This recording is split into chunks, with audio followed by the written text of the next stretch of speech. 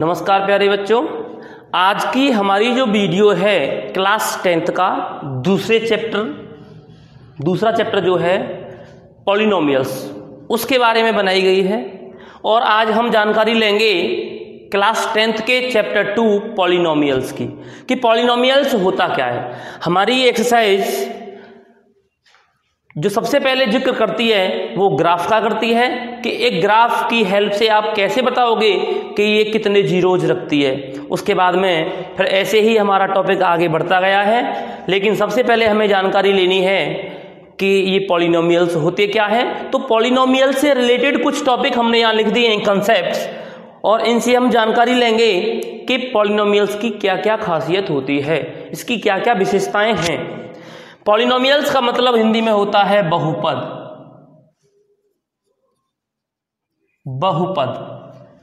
Question में कहा गया, कंसेप्ट में समझाया गया, an expression with many terms is called a polynomial.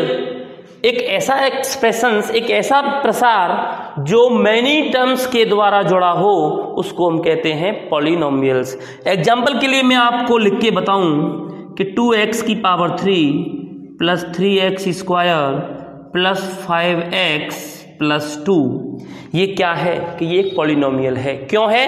क्योंकि इसमें कितने टर्म्स हैं? मैनी। इस मैनी टर्म्स में आप समझ लें कौन क्या क्या होता है। देखिएगा, जो x के साथ नहीं है उसको हम कहते हैं कांस्टेंट, एक अचर राशि जो कभी बदलती नहीं है, इसको हम बोलते हैं कांस्टेंट।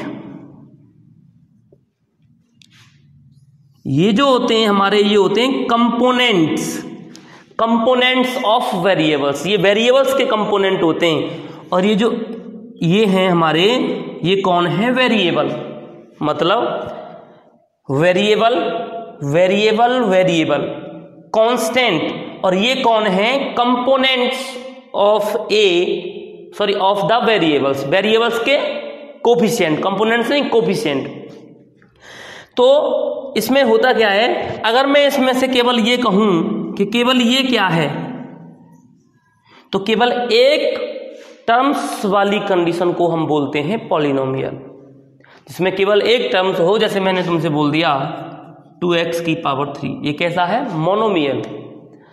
अगर हो जाए 2 तो उसको बोलेंगे बाइनोमियल, 3 हो जाए ट्राइनोमियल, और इन सभी को बोलते हैं पॉलिनोमियल।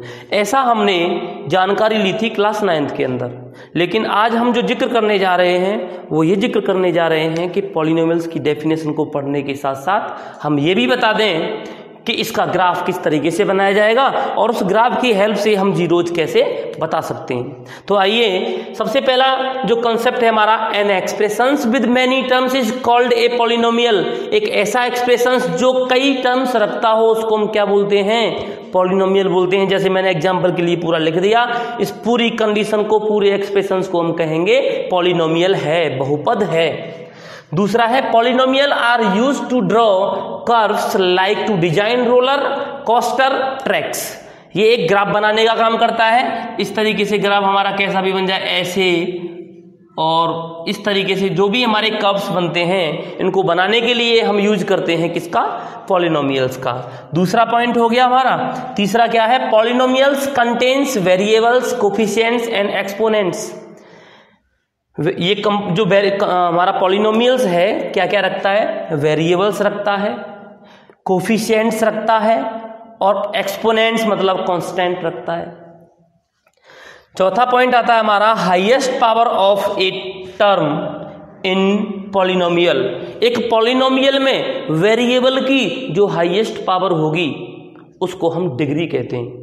जैसे एग्जांपल के लिए इस एक्सप्रेशंस में हमने देखा कि x की सबसे बड़ी पावर आती है 3, तो इस 3 को हम क्या कहेंगे कि 3 is the degree of this polynomials. इस पॉलिनोमियल्स की जो डिग्री होगी, घात होगी, वो क्या होगी? 3 होगी। ठीक। इसके बाद हमारा टॉपिक आता है, हाईएस्ट पावर हो गया। ये आता है टाइप्स ऑफ पॉलिनोमियल्स। ये कितने प्रकार के होते हैं? 3 प्रकार के होते हैं। एक होता है लीनियर। लीनियर कैसा होता है? जिसमें x की पावर 1 होती है। जैसे एग्जांपल के लिए मैंने लिख दिया 2x प्लस 3, ये कौन है? ये लीनियर है, लीनियर पॉलिनोमियल। क्वाड्रेटिक क्या होता है, इसमें पावर 2 हो जाती है, और क्यूबिक क्या होता है, इसमें पावर 3 हो जाती है। ठीक, अच्छा ये तो हमारे पॉलिनोमियल्स होते हैं। वो कह रहा है what does not make a polynomial, polynomial कौन कौन से नहीं हो सकते, नेगेटिव एंड रेशनल पावर्स, मतलब किसी भी वेरिएबल्स की पावर अगर नेगेटिव है या रेशनल है, मतलब अपॉन की फॉर्म में है, पी अपॉन क्यू की फॉर्म में है, वो कभी हमारे पॉलिनोमियल्स नहीं हो सकते। और डिवीजन बाय ए वेरिएबल, किसी भी नंबर्स में, किसी भी कांस्टेंट नंबर्स में अगर हमने डिवाइड लगाया है किसी वेरिएबल से, तो वो कंडीशन भी हमारी पॉलिनोमियल्स के अंदर नहीं आ सकती। कैसे, देखिएगा किस तरीके से।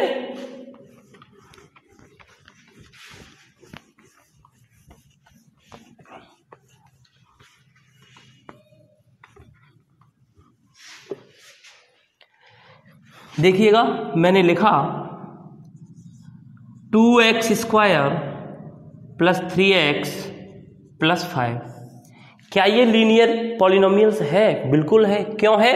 क्योंकि इसमें जो वेरिएबल्स हमारा x है उसकी पावर क्या क्या नहीं होनी चाहिए, उसने बताया था कि पावर नेगेटिव नहीं होनी चाहिए, पावर रेशनल मतलब अपॉन की फॉर्म में नहीं होनी चाहिए, और किसी भी कांस्टेंट में वेरिएबल से डिवाइड नहीं होना चाहिए।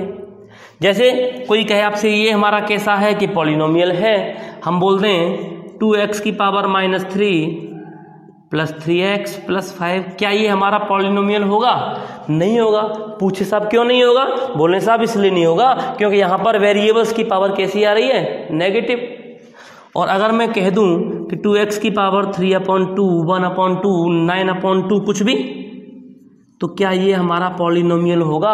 हम बोलेंगे साहब ये भी हमारा पॉलिनोमियल नहीं होगा। क्यों नहीं होगा? क्योंकि यहाँ पर वेरिएबल्स की पावर कैसी आ रही है? रेशनल आ रही है।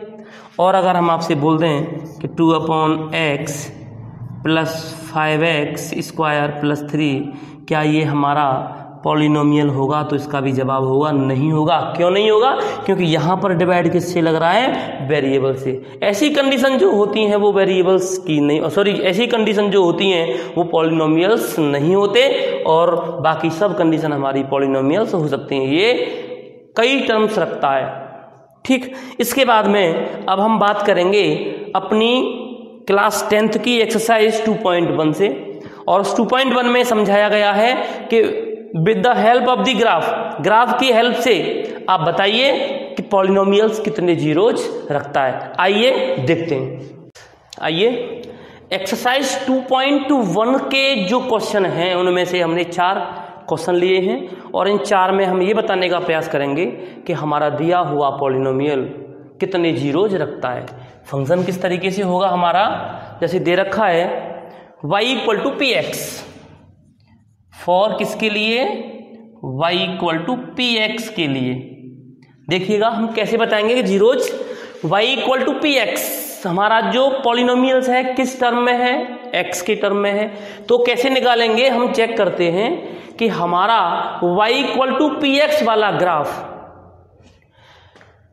दिए हुए क्वाड्रेंट में x एक्सिस को जितनी बार काटेगा वही हमारे जीरोज होंगे। देखिएगा पहले वाले पार्ट में जो y = px का ग्राफ है वो ये है। क्या ये वाला ग्राफ x एक्सिस को कहीं काट रहा है? इंटरसेक्ट कर रहा है? नहीं कर रहा। टच कर रहा है? नहीं कर रहा। नहीं कर रहा तो इसका कितना जीरोज होगा? लिखेंगे इसके क्या पूछा इसमें? जीरोज क्या होंगे? तो लिख देंगे 0 जीरोज, एक भी जीरोज नहीं होगा। इसका जीरोज क्या होगा? 0, एक भी नहीं होंगे। जीरो समझते हैं? x की वैल्यू अगर हमारा पॉलिनोमियल x के टर्म में है उसको सॉल्व किया जाए तो x की जो पॉसिबल वैल्यू होंगी उन्हीं पॉसिबल वैल्यूज को हम जीरोज, रूट्स, वैल्यूज कहते हैं। तो यहां पर इस ग्राफ ने x एक्सिस को कहीं भी नहीं काटा, कहीं भी टच नहीं किया, तो हमारे जीरोज की संख्या क्या होगी? 0, एक भी नहीं, 0। यहां पर देखिए इस ग्राफ ने x एक्सिस को केवल कहां काटा है? यहां से गया, और x एक्सिस कौन सी है? ये केवल कहां काट रहा है? यहां। तो यहां नंबर ऑफ जीरोज क्या होंगे, नंबर ऑफ जीरोज क्या होंगे 1। भाई नंबर ऑफ जीरोज क्या है 1, क्यों? क्योंकि ग्राफ जो हमारा है y = px के लिए इस तरीके से बना, और इस तरीके से बना, उसने केवल x एक्सिस को यहां काटा, तो कितना जीरोज आया 1। ऐसे यहां बात करते हैं, यहां पर ये वाला ग्राफ x एक्सिस को कहां कहां काट रहा है, देखो 1, फिर x एक्सिस को 2 और ये 3, तो यहां पर नंबर ऑफ जीरोज होंगे हमारे कितने 3।